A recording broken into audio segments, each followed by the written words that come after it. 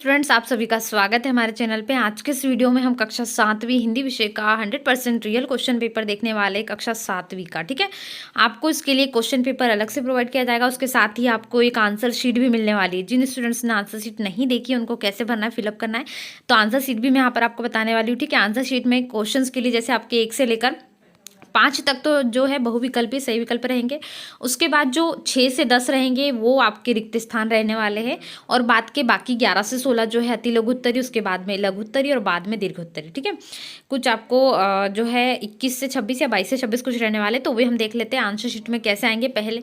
सबसे पहले answer sheet देख लेते हैं। तब तक आप वीडियो को लाइक भी कर लीजिए और जितने भी स्टूडेंट्स चैनल पर फर्स्ट टाइम आए हैं चैनल सब्सक्राइब कर लीजिए ताकि आपको ऐसे ही क्वेश्चन पेपर मिलते रहे। ओके, तो ये आपकी आंसर शीट रहने वाली है। ठीक है, कक्षा जो भी होगी आपकी वो कक्षा यहाँ पर लिखेंगे। जैसे आप कक्षा 7वीं के विद्यार्थी है 7वीं लिख देंगे।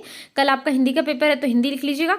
और 20 तारीख है तो 20 और 12वां महीना। ठीक है, और 2023, तो आपको इस तरीके से फिलअप करना है।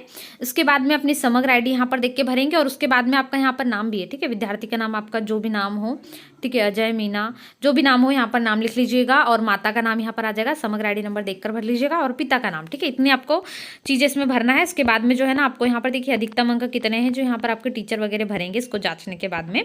ठीक है, यहाँ पर कुल प्राप्त अंक भी लिखे जाएंगे। तो कुल यहाँ से कार्य आपको आरंभ करना है। देखो कैसे कैसे लिखोगे, इसमें बहुविकल्प 1 से 5 इसमें उत्तर लिख लीजिएगा। ठीक है, इस पे नंबर भी मिलते जाएंगे, टीचर्स इस पे नंबर भी बाद में जब कॉपी चेक करेंगे तो लिखते जाएंगे। आप इसमें पहले आंसर शीट लिख सकते हैं। ठीक है, इसमें 6 से 10 तक के भी मैंने आपको बताया बिल्कुल ऐसे उत्तर के लिए दिए गए प्रश्न क्रमांक। इसके बाद 11 से 16 जो मैंने बताया थी लघु उत्तरी, वो भी सेम इसी प्रकार से दिए जाएंगे। उसके बाद जो आंसर चेक होने के बाद में टीचर्स आपके नंबर यहाँ पर नोट करेंगे। ठीक है, तो आपको आंसर शीट समझ में आ गई होंगी, बिल्कुल इसी प्रकार से रखना है। लघु उत्तरी 17 से 22 रहने वाले हैं। 22 से 26 जो हो गए दीर्घ उत्तरी, बिल्कुल इनके लिए भी बड़ी बड़ी जगह आपको दी गई है। ठीक है, तो आप क्वेश्चन पेपर देखते हैं। ठीक है, तो चलिए देखते हैं। सबसे पहला प्रश्न 5 अंक के लिए यहाँ पर आपके पांचों प्रश्न। हृदय में कौन सा भाव होना चाहिए? ठीक है, प्रेम का, द्रोह का, क्रोध का या कृतज्ञता का? ठीक है, तो हृदय में कौन सा भाव होना चाहिए? हृदय में प्रेम का भाव होना चाहिए, द्रोह का या क्रोध का। तो आपको ऑप्शंस दिए हैं। इसके बाद अगला प्रश्न क्या है? तकिया राम सुबह 4 बजे जगाने की तकरीब दीपू को किसने बताई थी? ठीक है, तो दादी ने बताई थी। जो घड़ी वाली कहानी आपने सुनी होंगी, ठीक है, अलार्म वाली घड़ी, तो उसमें दादी आ जाएगा इसका उत्तर। नाकामयाबी शब्द में उपसर्ग कौन सा है? ठीक है, उपसर्ग वे शब्द होते हैं जो शब्दों के सामने लगते हैं। ठीक है, तो यहाँ पे ना जो है वो उपसर्ग इसमें आ जाएगा। और इसके बाद है जीवाश्म राष्ट्रीय उद्यान कहाँ पर स्थित है? इसके बाद है आपका तुलसीदास जी ने संत को किसके समान बताया है? जड़ के, चेतन के, हंस के या विकार के, किसके समान? इसके बाद में प्रश्न क्रमांक दूसरा जो होगा वो रिक्त स्थानों की पूर्ति होगा। तो रिक्त स्थानों की पूर्ति में आपको जैसे यहाँ पर दिया गया है, धिन धिन धा धमक धमक पंक्ति में कौन सा अलंकार है?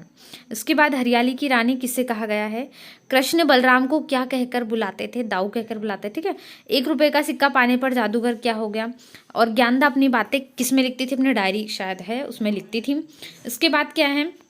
अति लघु उत्तरी प्रश्न रहने वाला। ठीक है, अति लघु उत्तरी जैसा मैंने आपको बताया 11 से 16 रहने वाले। इन प्रश्नों को आपको करना है। जैसे मेरी भावना कविता में कवि के अनुसार किसकी सेवा करनी चाहिए?